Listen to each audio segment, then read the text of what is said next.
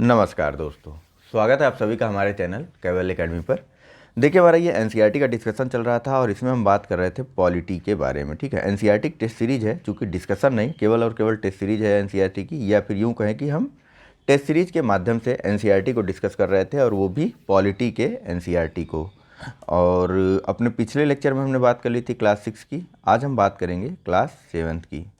तो देखिए, ये पूरा का पूरा क्लास 7 का चैप्टर है, जिसमें कि किस चैप्टर से कितने प्रश्न लिए गए यहाँ पर यह भी बताया गया है। जैसे पहले चैप्टर समानता से 3 प्रश्न, स्वास्थ्य एवं सरकार की भूमिका से 3 प्रश्न, राज्य शासन कैसे काम करता है इससे 1 प्रश्न, और चैप्टर नंबर 4 लड़के और लड़कियों के रूप में बड़ा होना, यहाँ से 0 प्रश्न।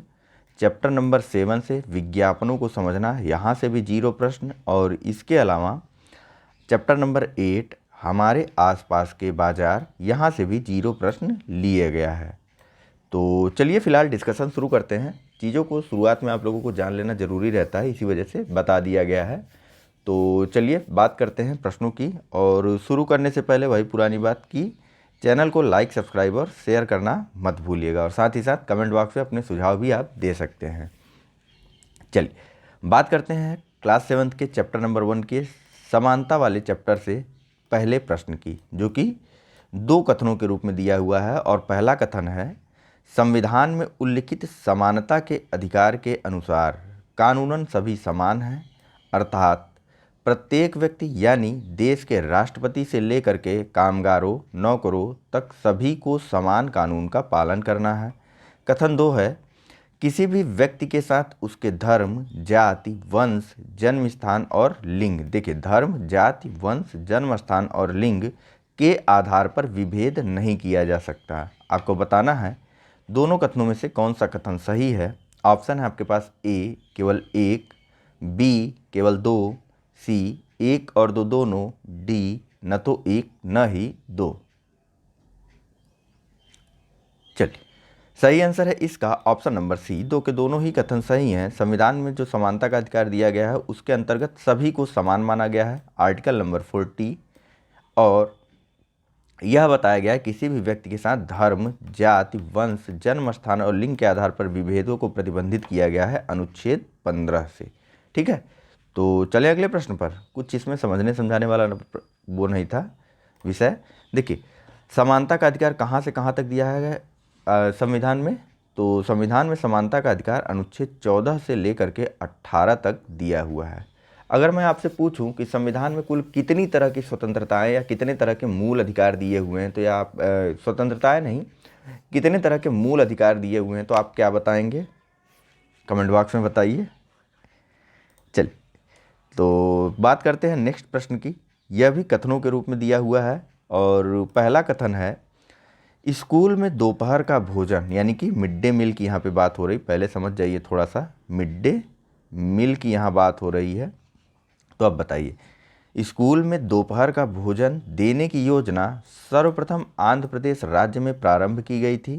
कथन 2 है, 2001 में उच्चतम न्यायालय यानी कि सुप्रीम कोर्ट, 2001 में उच्चतम न्यायालय ने सभी राज्य सरकारों को इसे अपने अपने राज्य के स्कूलों में 6 माह के अंदर आरंभ करने के निर्देश जारी किए।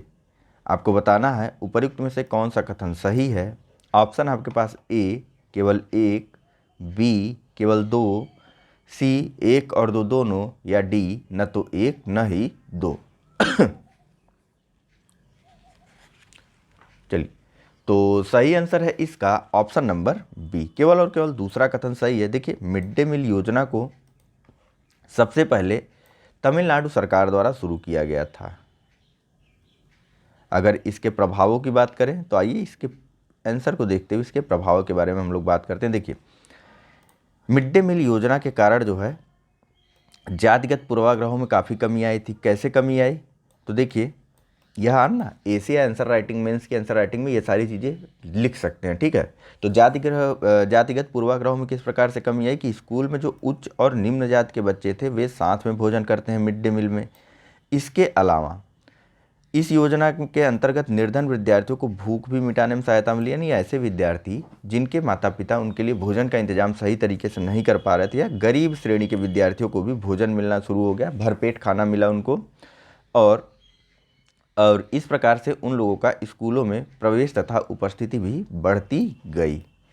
तो चलिए चलते हैं अगले प्रश्न पर। यहाँ पूछा जा रहा है कि कथन के रूप में ही है, ठीक है।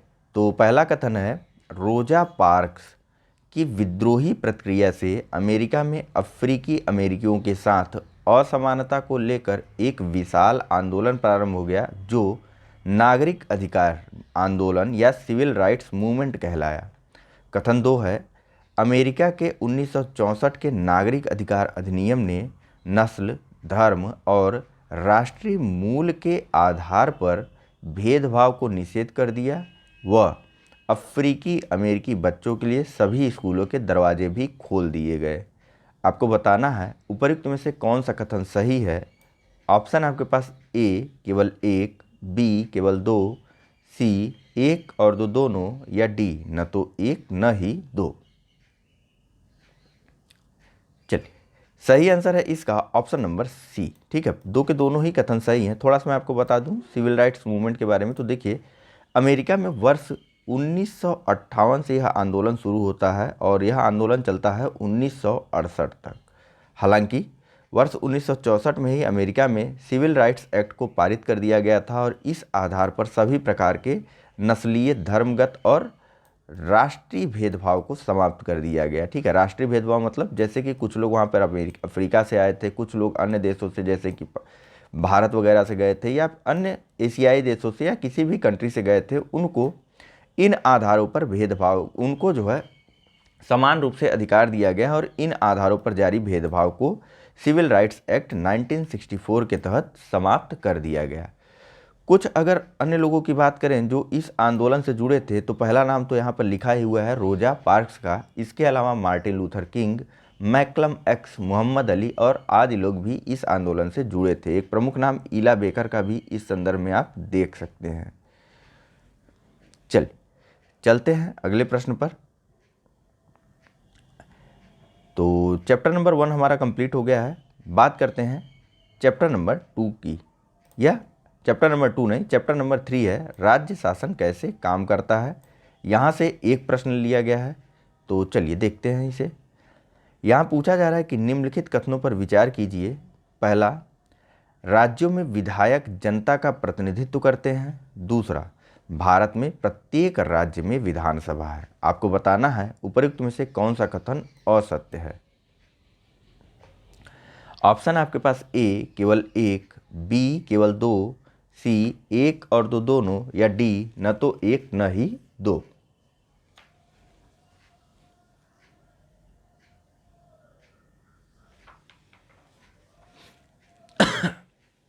चलिए सही आंसर है इसका ऑप्शन नंबर बी, केवल और केवल कथन दो असत्य है। बाकी पहला कथन सही है। विधायक जो है वह जनता का प्रतिनिधित्व करते हैं जिस प्रकार से सांसद करते हैं, ठीक है।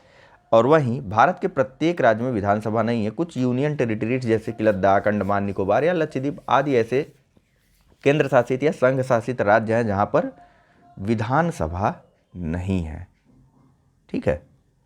तो कुछ ऐसा खास नहीं था इस प्रश्न में। चलिए चलते हैं अगले प्रश्न पर या अगले चैप्टर पर।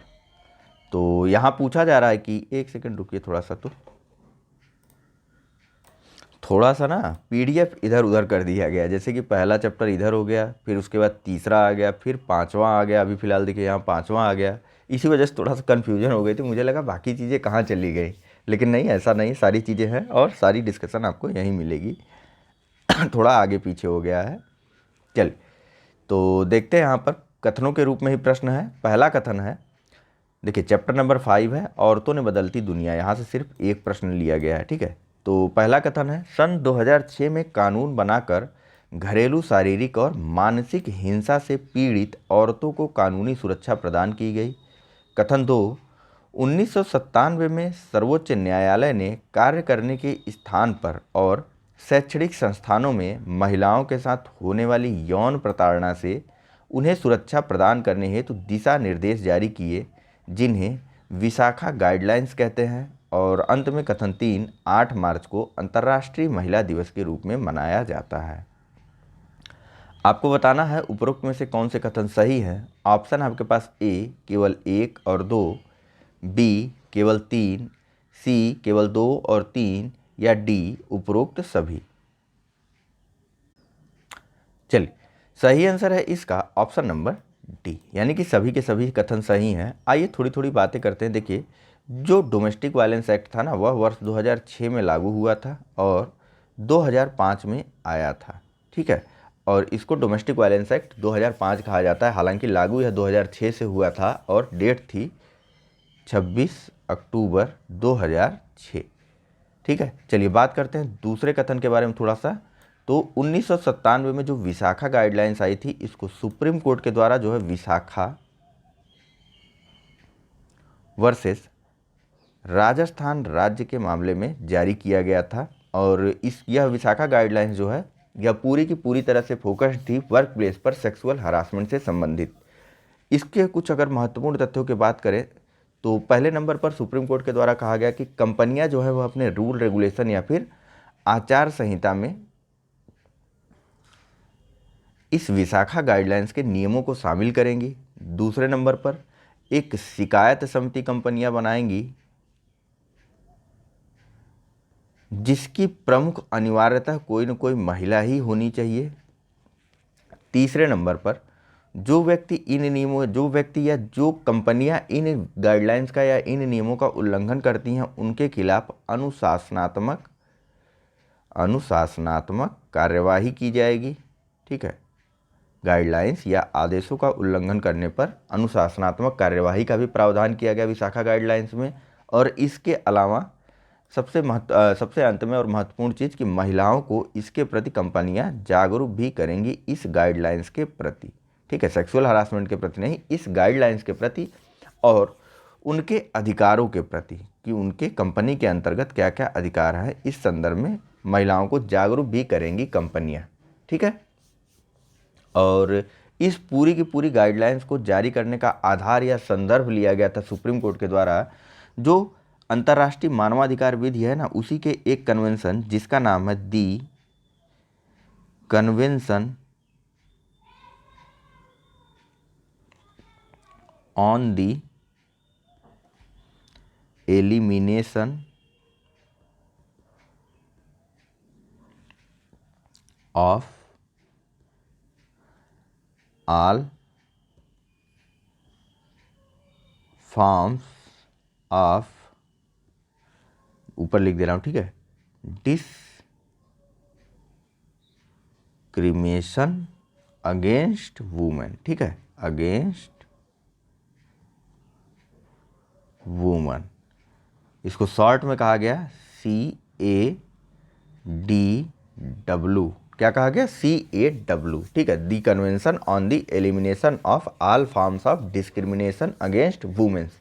यह कहाँ से लिया गया, तो अंतर्राष्ट्रीय मानवाधिकार जो विधि है उसी से इस पूरे के पूरे कन्वेंशन को संदर्भ मानते हुए सुप्रीम कोर्ट ने अपनी विशाखा गाइडलाइंस को वर्ष 1997 में जारी किया था, ठीक है। चलिए चलते हैं अगले प्रश्न पर। वैसे नीचे सादा पेज था मेरे पास, मैंने ध्यान नहीं दिया। चलिए, तो ये देखिए चैप्टर नंबर 2 आ गया ना, मैंने कहा ना थोड़ा सा ऊपर नीचे हो गया PDF बनाने में।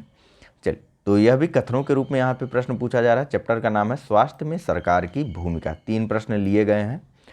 पूछा जा रहा है कि पहला कथन है कि स्वास्थ्य का अधिकार मौलिक अधिकारों का भाग नहीं है, यही कारण है कि स्वास्थ्य सुविधाएं सभी के लिए समान रूप से उपलब्ध नहीं है।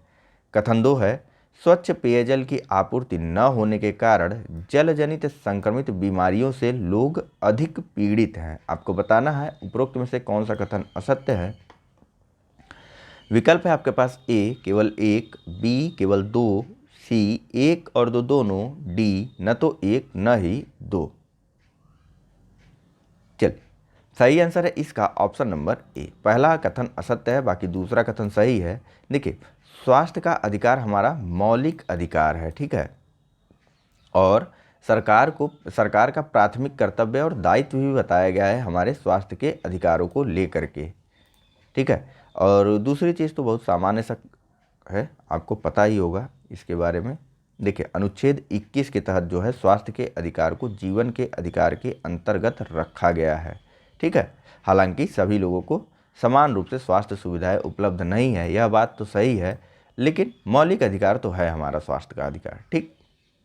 वही जल जनित या अशुद्ध पानी से अगर होने वाली कुछ बीमारियों की बात करें तो हैजा, पेट के कीड़े, हेपेटाइटिस आदि बीमारियां होती हैं, ठीक है। चलिए चलते हैं अगले प्रश्न पर और बात करते हैं, इसमें देखते हैं क्या पूछा जा रहा है। कथन और कारण के रूप में यह प्रश्न है और भारत के संदर्भ में है। पहला, भारत में दुनिया के सर्वाधिक चिकित्सकीय महाविद्यालय हैं और यहाँ सबसे अधिक डॉक्टर तैयार किए जाते हैं। दूसरा, भारत विश्व का दवाई निर्मित करने वाला चौथा बड़ा देश है और यहाँ से भारी मात्रा में दवाइयों का निर्यात होता है। आपसे पूछा जा रहा है उपरोक्त में से कौन सा कथन सही है। ऑप्शन है आपके पास ए केवल एक, बी केवल दो, सी एक और दो दोनों और डी न तो एक न ही दो। चलिए, तो सही आंसर है इसका ऑप्शन नंबर एक, ठीक है। यह कथन इसलिए गलत होगा क्योंकि वर्तमान में भारत जो है वह दवाइयों को निर्मित करने में विश्व का तीसरा सबसे बड़ा देश है। बाकी दो और कौन कौन से हैं आप कमेंट बॉक्स में बताइए, थोड़ा सा गूगल करके आप लोग भी मेहनत करते चलेंगे ना तो आपको भी मज़ा आएगा, ठीक है। तो बाकी ऊपर के दो कौन कौन से देश हैं यह आप कमेंट बॉक्स में बताइए दवाइयों को निर्मित करने वाले देशों में, ठीक है। वहीं बात करें पहले कथन की तो यह बिल्कुल सही है कि भारत में सर्वाधिक चिकित्सकीय महाविद्यालय या फिर मेडिकल कॉलेज हैं और सबसे अधिक जब मेडिकल कॉलेज है तो सबसे अधिक डॉक्टर भी यहीं पर तैयार किए जाते हैं। तो कमी क्यों है डॉक्टरों की, तो देखिए डॉक्टरों द्वारा किया क्या गया, जो हाईली एजुकेटेड डॉक्टर थे वो चले गए बाहर, फॉरेन चले गए, ठीक है। और जो उनसे थोड़े से कम पढ़े लिखे थे या यूँ कहें कि जो और भी एजुकेटेड डॉक्टर थे वे क्या किए, वे शहरों की तरफ चले गए और रह गए गांव बेहाल। गांवों से निकले और शहरों में पढ़े और शहरों में ही रुक गए, शहरों को बदलता रहा, गांवों में वापस नहीं लौटा डॉक्टर। इस वजह से गांवों के अधिकांश जो लोग हैं वह अपने आसपास के शहरी इलाकों में जाते हैं, ठीक है। तो कुछ आप लोग जानते हैं कुछ ऐसे स्पेशलाइज्ड हॉस्पिटल हो जाते हैं या फिर कुछ बड़े हॉस्पिटल धीरे धीरे विकसित हो जाते हैं, तो गांव के लोग, कई सारे गांवों के समूह के लोग एक साथ इन्हीं हॉस्पिटल्स में जाते हैं। इस वजह से क्या होता है कि उस शहर के उस हॉस्पिटल, उस पर्टिकुलर हॉस्पिटल में भी डॉक्टरों की कमी होने लगती है। इसी वजह से हमारे यहाँ डॉक्टरों की कमी विद्यमान है। चलते हैं अगले प्रश्न पर। तो यहाँ पूछा जा रहा है कि हमारे संविधान, यह भी कथन और कारण के रूप में ही है, कथन के रूप में ही है। पहला है कथन, हमारे संविधान के अनुसार लोगों के हित सुनिश्चित करना और सबको स्वास्थ्य सेवाएं प्रदान करना सरकार का प्राथमिक कर्तव्य है। दूसरा, सरकार कर से प्राप्त धन का उपयोग सार्वजनिक सुविधाएं प्रदान करने में नहीं कर सकती। आपको बताना है उपयुक्त में से कौन सा कथन सत्य है। ऑप्शन आपके पास ए केवल एक, बी केवल दो, सी एक और दो दोनों या डी न तो एक न ही दो। चलिए, सही आंसर है इसका ऑप्शन नंबर ए, ठीक है। पहला कथन सही है, दूसरा कथन बिल्कुल गलत है। सरकार कर से ही धन प्राप्त करती है और उसी के माध्यम से सरकार द्वारा सार्वजनिक सुविधाएं प्रदान की जाती हैं, ठीक है। तो दूसरा तो बिल्कुल गलत दिया हुआ है, यहाँ पर नहीं कर सकती नहीं होना चाहिए था, कर सकती है यही होना चाहिए था। बात करते हैं पहले कथन की, तो यह सीधे सीधे और स्पष्टतया लिखा गया है आर्टिकल नंबर 47 में, यानी कि डीपीएसपी या फिर राज्य के नीति निदेशक तत्वों में इस पूरे के पूरे पॉइंट को या कथन को सीधे सीधे लिखा गया है, ठीक है। कि सरकार का यह कर्तव्य होगा कि वह लोगों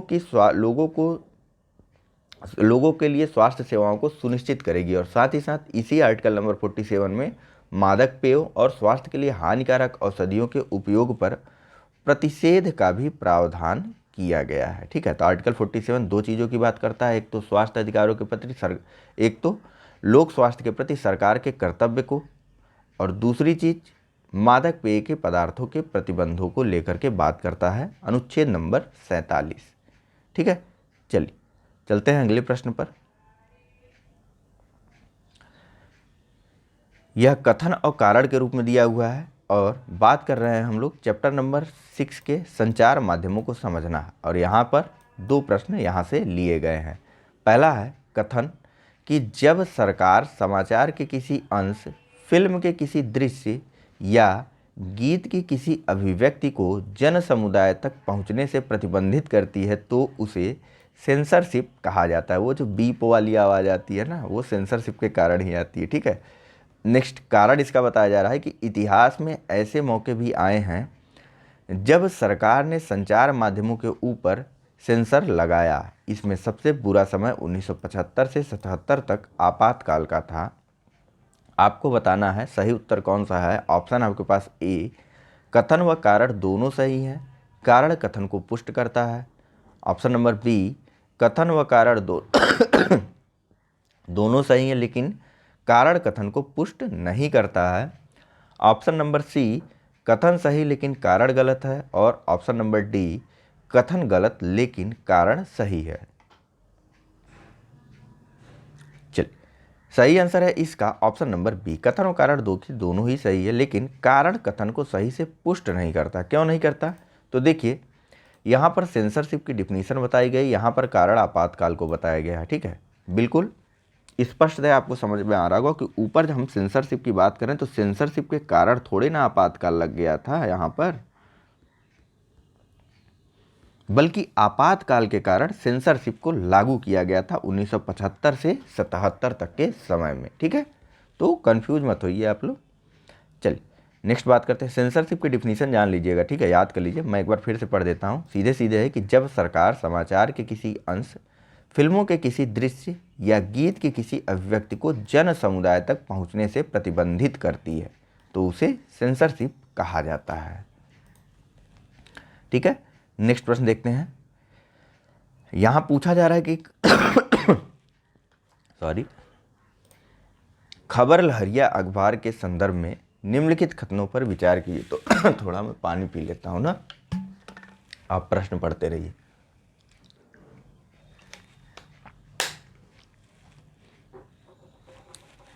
चलिए, नहीं पढ़ा ना, बताइए। खबर लहरिया अखबार के संदर्भ में निम्नलिखित कथनों पर विचार कीजिए। पहला, उत्तर प्रदेश के चित्रकूट जिले की 8 दलित महिलाओं द्वारा हर 15 दिन पर खबर लहरिया नामक अखबार निकाला जाता है।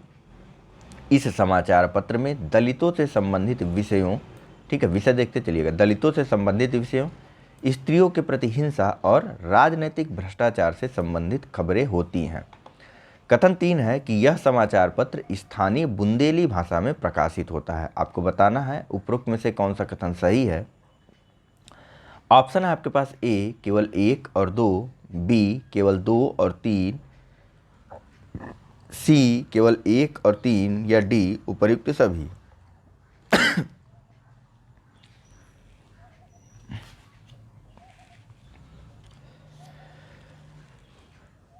चलिए, सही आंसर है इसका ऑप्शन नंबर डी, सारे के सारे कथन सही हैं। देखिए इस अखबार का नाम याद कर लीजिए।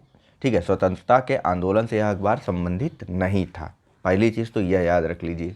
ठीक है, और इसका प्रकाशन जो है वह उत्तर प्रदेश के चित्रकूट जिले से होता है और यह दलित महिलाओं द्वारा प्रकाशित होता है। 8 नंबर याद करने की ज़रूरत नहीं है। हाँ, हर 15 दिन पे, यानी कि यह अखबार एक पाक्षिक अखबार है, यह भी जानते रहिए। हो सकता है पाक्षिक पूछ लिया जाए 15 दिन की जगह, तो यह अखबार जो है हर 15 दिन या पाक्षिक अखबार पर प्रकाशित होता है और अखबार का नाम है खबर लहरिया।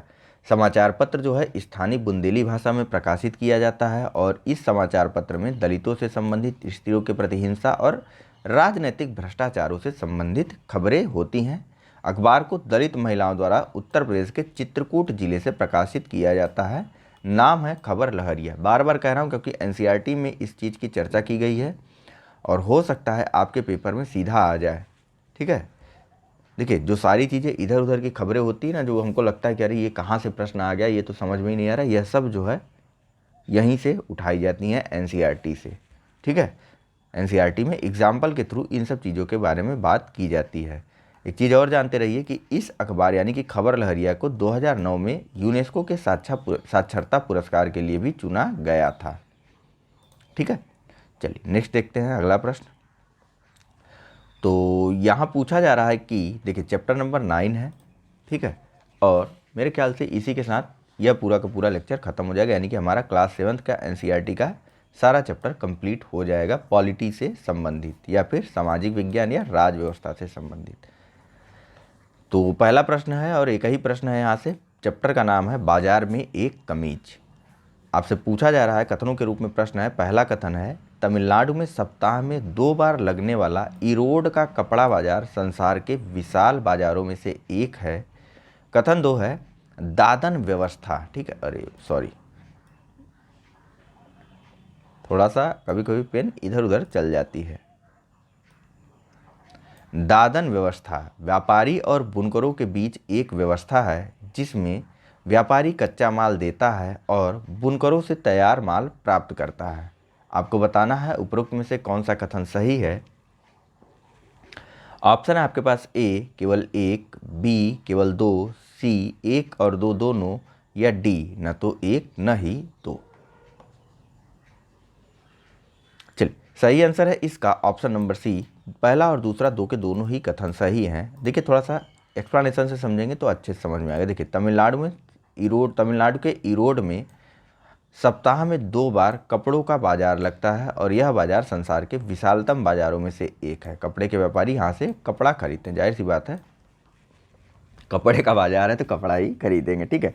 सप्ताह में 2 बार तमिलनाडु के इरोड में विश्व के विशालतम बाजारों में से एक इरोड का कपड़ा बाजार लगता है, ठीक है। नेक्स्ट, दादन व्यवस्था के बारे में थोड़ी सी बात करते हैं। तो होता क्या है ना कि जो व्यापारी होता है वह करता क्या है कि जो बुनकर होते हैं, यानी कि जो कपड़ा बनाने वाले लोग होते हैं या कर्मकार होते हैं, उनको व्यापारी करता क्या है कि सूत दे देता है, ठीक है, और साथ ही साथ डिजाइन भी बता देता है कि भैया हमको फला फला डिजाइन का कपड़ा चाहिए, ठीक। तो जब सूत और डिजाइन व्यापारी दे दिया, अब जो कर्मकार या कामगार है, या यूं कहें कि कपड़े के संदर्भ में बात हो रही, तो जो बुनकर है उसके लिए चीज़ें थोड़ी सी आसान हो जाती है, ठीक है। उसको सूत आसानी से मिल गया, उसको डिजाइन आसानी से मिल गया, वरना वो बैठ के सोचता रहता है कि कॉलर बनाऊं या फिर गोल गले का शर्ट बनाऊं, ठीक। तो उसको डिजाइन मिल गई, उसको वो मिल गया, सूत मिल गया, धागा मिल गया, भैया वो उठा अपना कपड़ा बना करके दे दिया जैसा उन्होंने मांगा था। लेकिन हुआ क्या इसमें कि इसको पैसे तो कम मिले ना, पैसे तो कम मिले, जाहिर सी बात है, जब इसको कच्चा माल व्यापारी ही दे रहा है और डिजाइन भी व्यापारी दे रहा है तो वह पैसे क्यों ज़्यादा देगा। तो इस कारण दादन व्यवस्था में बुनकरों को पैसे कम दिए जाते हैं और व्यापारियों को थोड़ा ज़्यादा मुनाफा होता है इस व्यवस्था से। हालांकि वर्तमान में कुछ सहकारी संस्थाओं द्वारा जो है क्या किया जा रहा है कि वे जो है सूत उपलब्ध करवा दे रहे हैं बुनकरों को और उनसे कपड़े खरीद भी ले रहे हैं, यानी कि उनके कपड़ों को खरीद, ये सहकारी संस्थाएं अपने पास नहीं खरीद रही, सहकारी संस्थाएं बाजारों में उनके कपड़ों का विक्रय या फिर सेल भी कर दे रहे हैं, उनके बनाए हुए कपड़ों का, ठीक। तो इससे क्या हो रहा है कि जो बुनकर हैं उनकी आय थोड़ी सी बढ़ जा रही है, ठीक है। तो क्या होती है दादन व्यवस्था? दादन व्यवस्था में जो कच्चा माल होता है और डिजाइन वह व्यापारी जो है बुनकरों को दे देता है, ठीक है। इस कारण बुनकरों द्वारा की जाने वाली अतिरिक्त मेहनत, जैसे वे कपड़ा खरीदने, सूत खरीदने जाएंगे, कपड़े के डिजाइन पर परेशान होंगे, तो उन सब चीज़ों से उनको छूट मिलती है, लेकिन उन्हें मुनाफा कम होता है, मुनाफा कम होता है। और इसी मुनाफे को बढ़ाने के लिए आई सहकारी संस्थाएं आगे, उन्होंने बुनकरों को जो है कच्चा माल या फिर सूत उपलब्ध कराना शुरू किया, उनके तैयार किए गए कपड़ों या फिर माल को बाजारों में विक्रय करना शुरू किया। इस व्यवस्था के अंतर्गत बुनकरों को थोड़ा अधिक प्रॉफिट या ज़्यादा मुनाफा होने लगा, ठीक है। तो फिलहाल इस लेक्चर में इतना ही है। Thank you very much for discussion. Channel को लाइक, सब्सक्राइब और शेयर करना मत भूलिएगा। चलिए, धन्यवाद।